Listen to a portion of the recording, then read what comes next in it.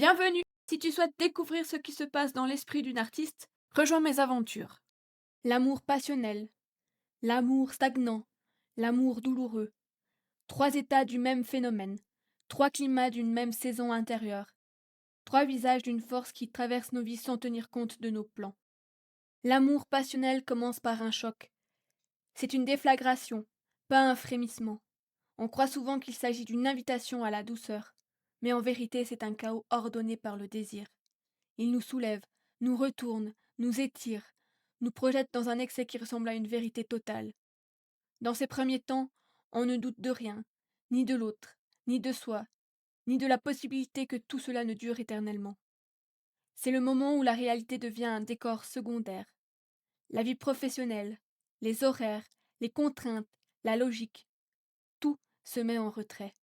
L'amour passionnel exige d'être nourri par l'abandon, par cette volonté presque violente de s'ouvrir entièrement, sans prudence, sans calcul. Dans cet état, on ne se reconnaît plus, on dit des choses que l'on n'aurait jamais imaginé dire, on fait des choix que l'on aurait jugés insensés quelques mois auparavant. La peur recule, la lucidité aussi. On s'accroche à cette intensité comme à une promesse de renaissance. Le corps devient un complice obstiné, l'esprit un espace sans fièvre. Le monde extérieur semble pâlir, réduire son intensité, comme si seule comptait la personne que l'on aime. On découvre alors cette forme d'ivresse qui rend l'autre indispensable et le présent brûlant. Mais l'amour passionnel est également instable. Son énergie est trop dense pour durer dans sa forme initiale. Il brûle vite, parfois trop. Il dévore, il réclame, il absorbe. Il se nourrit des extrêmes, du vertige, de la sensation d'urgence. Toute passion porte en elle une part de destruction possible, celle qui surgit lorsque l'idéalisation se fissure, lorsque la routine s'insinue, lorsque les imperfections réelles remplacent les projections imaginées. Pourtant, malgré son potentiel de ruine, la passion demeure la porte d'entrée la plus spectaculaire vers l'amour. Elle est le moteur de ce qui commence, l'impulsion qui fait tomber les murs qu'on croyait indestructibles. Puis un autre amour apparaît parfois, celui que l'on observe chez les couples qui ont traversé 40 ou 50 ans de vie commune.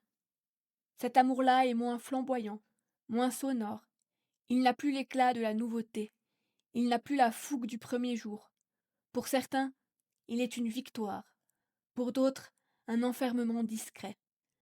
L'amour stagnant, ou plutôt l'amour installé, immobile ou même assoupi, n'est pas forcément un manque d'amour.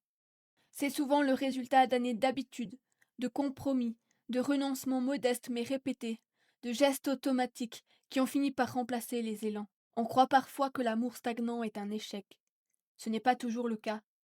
C'est un amour qui a survécu à la vie réelle, aux factures, aux enfants, aux épuisements quotidiens, aux divergences qui n'ont jamais tout à fait disparu. C'est un amour qui connaît les silences, les soirs où l'on se parle sans vraiment se dire des choses importantes, les matins où l'on s'éveille côte à côte sans sentir l'enthousiasme d'autrefois. C'est un amour qui ne surprend plus, qui rassure davantage qu'il n'éblouit. Dans les couples trop anciens, les gestes deviennent rituels. La même tasse posée au même endroit, les mêmes phrases échangées, la même danse autour des tâches du quotidien. L'intimité demeure, mais elle s'érode parfois sous l'effet du temps, comme une pierre polie par le vent. Cet amour-là peut être paisible, il peut aussi être étouffant. Tout dépend de ce que chacun attend encore de l'autre. Certains y retrouvent une stabilité rare, un refuge, un espace où la loyauté a remplacé l'exaltation. D'autres s'y sentent piégés, comme si le temps avait figé leur relation dans une forme d'immobilité qui ne laisse plus de place à la surprise ni à la croissance personnelle. L'ennui peut alors devenir un compagnon silencieux, une ombre qui s'allonge au fil des années. On s'aime encore, mais on ne sait plus très bien comment. On se tient la main, mais sans la vibration d'autrefois. On partage la vie, mais avec l'impression de marcher sur une ligne déjà trop connue. Et puis, il y a l'amour douloureux, celui qui blesse, celui qu'on n'avait pas prévu, celui dont on se serait passé. C'est l'amour qui ne se vit pas comme un échange, mais comme une tension permanente. Il peut naître de la passion qui s'effondre, du manque de la rupture, de la trahison, du décalage entre deux attentes, ou simplement du fait que l'un aime plus que l'autre. L'amour douloureux est celui qui ne trouve pas sa place, qui lutte contre lui-même, qui persiste, même lorsqu'il devrait s'arrêter. Il se reconnaît à la façon dont il perturbe l'équilibre intérieur. On ne dort plus pareil, on ne pense plus pareil. On se surprend à surveiller les signes, à interpréter des silences, à deviner ce que l'autre ne dit pas. C'est un amour qui consume l'estime de soi. Il installe une dépendance invisible. L'autre devient la mesure de tout, même de notre propre valeur. On se raccroche aux éclats d'espoir, aux messages tardifs, aux gestes rares, comme si chaque fragment suffisait à justifier la souffrance. L'amour douloureux existe aussi dans les couples de longue date. On peut souffrir auprès de quelqu'un que l'on aime depuis des décennies, souffrir de son absence psychologique, de son désintérêt, de son indifférence tranquille. On peut souffrir de ne plus être regardé, de ne plus être désiré, de sentir que la relation survit davantage par inertie que par conviction. La douleur n'est pas forcément liée à la rupture, elle peut être liée à la persistance d'un lien qui se nourrit plus, qui ne protège plus, qui ne se transforme plus. Ce qui relie ces trois formes d'amour, c'est peut-être leur capacité à révéler nos contradictions intérieures.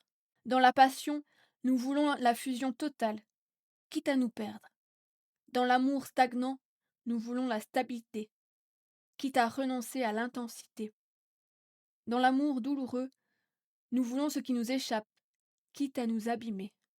À chaque étape, l'amour nous ramène à une question simple et brutale. Qu'est-ce que nous cherchons vraiment? Le feu, la sécurité ou la reconnaissance? La nouveauté, l'habitude ou la confirmation de notre valeur? L'amour, finalement, n'est jamais une ligne droite.